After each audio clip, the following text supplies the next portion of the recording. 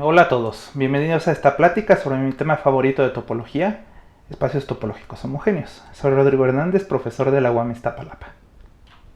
Quiero empezar esta charla presentándoles la noción de espacio homogéneo y algunos ejemplos básicos. Vamos a decir que un espacio es homogéneo si dados cualesquiera dos puntos, puedes mandar uno al otro por medio de un homeomorfismo. Recuerden que los homeomorfismos son las funciones biyectivas y continuas con inversa continua. Esencialmente estas funciones son las que preservan las propiedades topológicas de los espacios. Primero quiero mostrarles que nosotros conocemos los espacios homogéneos inclusive antes de estudiar topología. Consideren la circunferencia unitaria.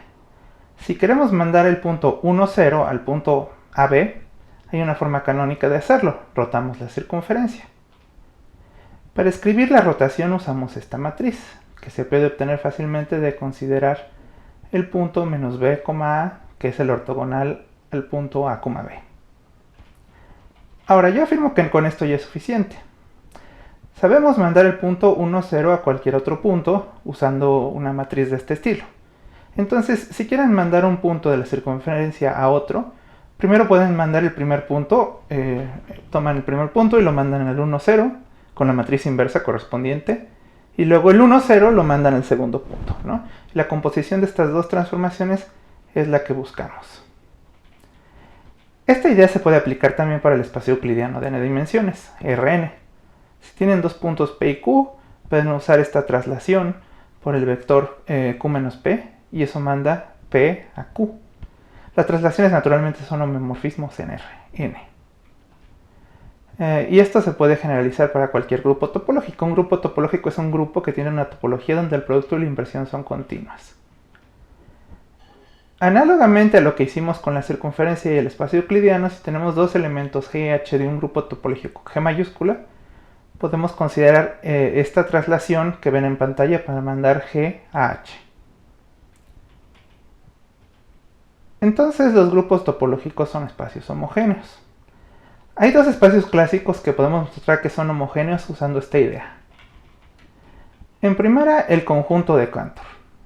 Cuando uno conoce el conjunto de Cantor por primera vez te lo definen como subespacio de R, pero no es muy difícil demostrar que es homomorfo a la potencia numerable infinita del espacio discreto con dos puntos. El espacio discreto con dos puntos 0 y 1, digamos, tiene una estructura de grupo topológico.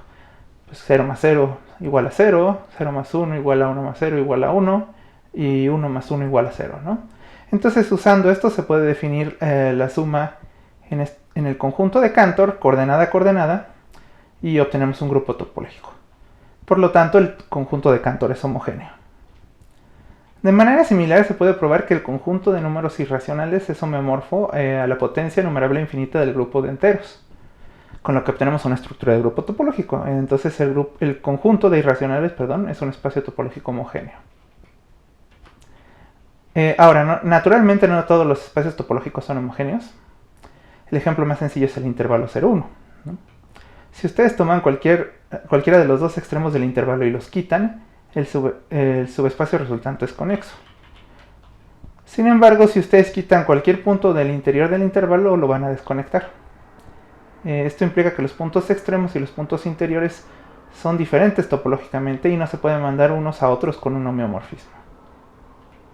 De manera similar se puede probar que cualquier cubo euclidiano compacto no es homogéneo, pues los puntos interiores y los puntos fronteras son topológicamente distintos. Esto se puede ver como corolario del famoso teorema de invarianza de Brouwer. Ahora quiero darles un ejemplo de espacio homogéneo que no es espacio métrico y además que no es grupo topológico. Llamamos este espacio la doble flecha y fue definida por Alexandrov y Urison en su famoso artículo sobre espacios compactos de 1929, donde dieron la noción moderna de compacidad, la definición moderna de compacidad. El conjunto subyacente de la doble flecha es tomar dos intervalos de reales que sean ajenos. Entonces vamos a pensar que son intervalos horizontales de longitud 1 en el plano, como se ve en la diapositiva. El intervalo que está arriba en la figura tiene su extremo izquierdo, pero no el derecho. Este intervalo va a estar a altura 1. El intervalo de abajo tiene su extremo derecho, pero no el izquierdo, y va a estar a altura 0. A este conjunto lo voy a llamar A. Entonces vamos a usar el orden lexicográfico en A. Como dice esta fórmula, para decir que una pareja es menor que otra, primero comparamos su primera coordenada, ¿no?, para decidir cuál es menor y cuál es la mayor, ¿no? En caso de que sus primeras coordenadas fueran iguales, comparamos sus segundas coordenadas y así decidimos cuál de los puntos es el mayor y cuál el menor. Noten que con esta definición el extremo izquierdo del intervalo de altura 1 es el mínimo de A y el máximo de A va a ser el extremo derecho del intervalo altura 0. Piensen ahora en los puntos P, Q y R como se ven en la figura. Para comparar P y Q, como su primera coordenada es la misma, el punto P es menor que Q, porque P está abajo de Q, ¿no? Es decir, su segunda coordenada es menor. Y noten que el punto R, al estar a la derecha de P y Q, es mayor que ambos P y Q. Entonces P es menor que Q, es menor que R. Ya que tienen definido este orden, le damos a la topología del orden y ese espacio es la doble flecha. Para los que no conozcan la topología, voy a describir cuáles abiertos se pueden tomar como base, ¿no? Y entonces tomen dos puntos A, A va a estar en la parte inferior y B en la parte superior, y pensemos que B está a la derecha de A, para que B sea mayor que A, ¿no? Entonces el intervalo de puntos entre A y B es como se ve a continuación. Como ven, el A de hecho tiene un sucesor inmediato que estoy denotando como A superíndice más, y análogamente B tiene un antecesor inmediato que le puse B superíndice menos. Bueno, sucede que el intervalo entre A y B es igual al intervalo que empieza en A más y termina en B menos. Y bueno, una base para la doble flecha consiste en los intervalos de esta forma. Algo interesante es que estos intervalos son tanto abiertos como cerrados, estos que estoy definiendo. Pues ahora quiero presentarles un bosquejo de cómo se prueba la homogeneidad de la doble flecha. Primero consideren el homeomorfismo que está definido en la diapositiva, este H, ¿no? Este homeomorfismo tiene la propiedad de intercambiar los dos niveles de la doble flecha, ¿no? Entonces aquí dibujé unas flechitas y quiero hacerles notar que el homeomorfismo no solo intercambia los dos niveles, ¿no?, sino que también invierte el orden, ¿no? Y si piensan únicamente en la doble flecha como un conjunto linealmente ordenado, esta función h es un isomorfismo de la doble flecha con el orden inverso de la doble flecha, ¿no? Para lo que voy a usar este homeomorfismo es para argumentarles que si toman dos puntos en la doble flecha y quieren encontrar un homeomorfismo que mande uno al otro, pueden suponer desde este momento que ambos puntos están en el nivel de arriba, ¿no? Es decir, si alguno está abajo, pues súbanlo con este homeomorfismo, ¿no? Y ya supongamos que los dos están arriba. Entonces piensen que tienen dos puntos P y Q en A, como habíamos dicho, en el nivel de arriba, ¿no? Primero consideren el caso en el que ninguno de los dos es un punto es el extremo, ¿no? Ninguno es el mínimo de A. Entonces pueden considerar la proyección en el primer factor, ¿no? Las proyecciones de los puntos quedan en el intervalo de los números reales que está dibujado ahí en negro, ¿no? Ya que están en este intervalo, es fácil encontrar un homeomorfismo del intervalo, que sea creciente y que mande la proyección del primer punto al segundo, ¿no? Así como dice ahí. H manda pi de P a pi de Q. Entonces, pues básicamente se puede levantar este homeomorfismo a la doble flecha, ¿no? Lo que hacemos es usar el homeomorfismo en cada nivel, ¿no? Bueno, el segundo caso es pensar que uno de los puntos, digamos que P es el mínimo de A y el otro Q es distinto, ¿no? Que los dos están arriba aún así. Entonces, observen que A se puede partir en dos conjuntos, que aquí estoy poniendo x0 y x1.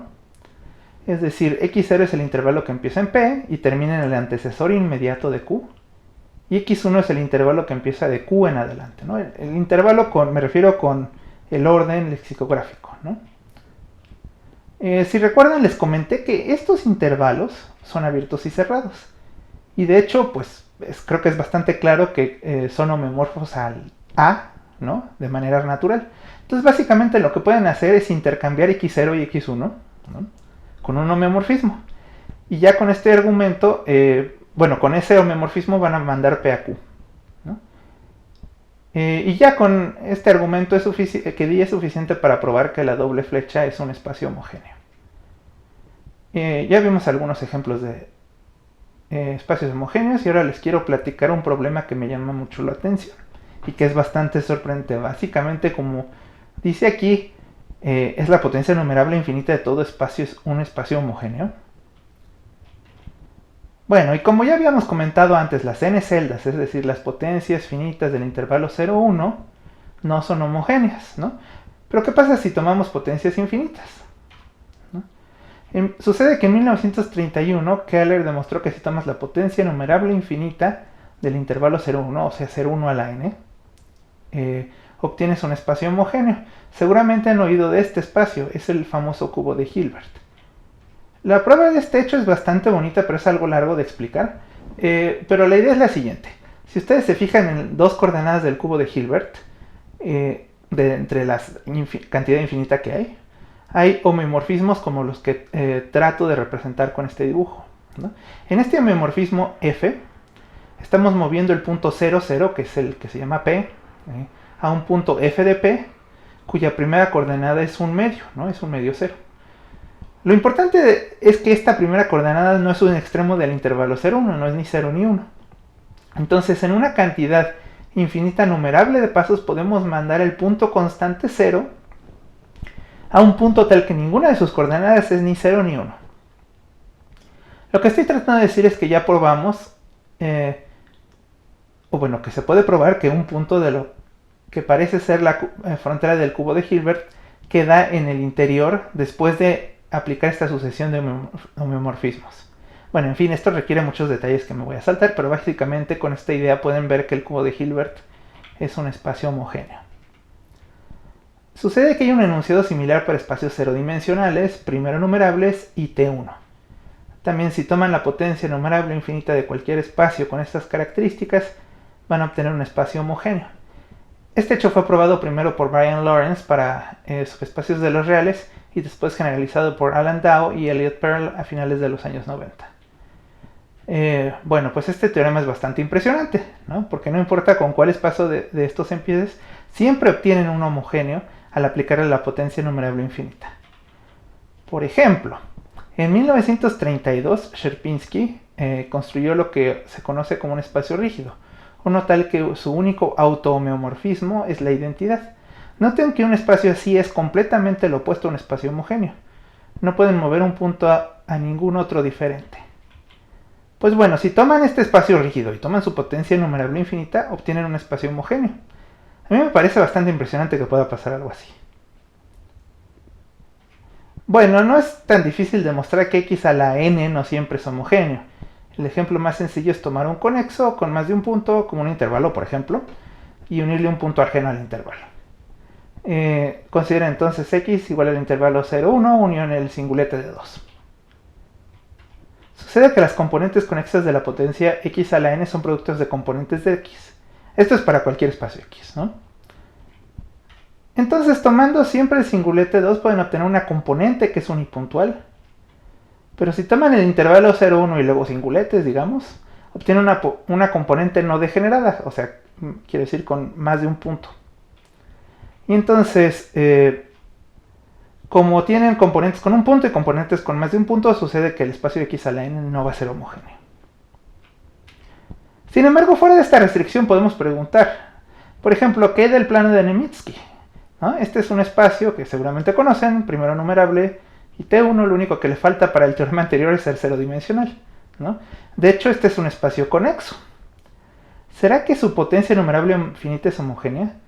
Esta pregunta no la estoy inventando yo, ¿no? Es una pregunta que está en una compilación de problemas de espacios homogéneos que hicieron en 2018, ¿no? Estos autores, Michael Hrushak y Jan van Mil. Bueno, antes de acabar la plática les quiero presentar algunos problemas más fuertes de espacios homogéneos que han planteado matemáticos de primera categoría y que aún no sabemos resolver. Como los hiperespacios están de moda en México, empiezo con este problema de Alexander Hangelsky, que viene de 1987. Aquí KdX es el hiperespacio de compactos con la topología de Vietores.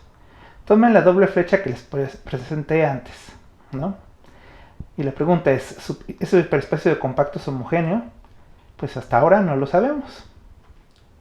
El segundo problema tiene que ver con la compactación de Chekstone de los naturales. Aquí omega estrella es el residuo de esta compactación, ¿no? Uno de los problemas principales de la topología de conjuntos que se preguntó alrededor de 1950 es si omega estrella era un espacio homogéneo. Después de mucho trabajo de matemáticos muy buenos, se probó que no es homogéneo. Uno de los involucrados en esta historia, Walter Rudin, preguntó si esto tendrá algo que ver con el hecho de que omega estrella no tiene sucesiones convergentes. Pues hasta ahora no sabemos, y la pregunta que sigue sin respuesta es, si tenemos un compacto homogéneo infinito, ¿podremos encontrar una sucesión convergente? Otro problema de compactos homogéneos es este de Eric Van Douwen, que preguntó aproximadamente por finales de los 70s, o mediados de los 70s tal vez. La celularidad de un espacio es una función cardinal topológica, ¿no?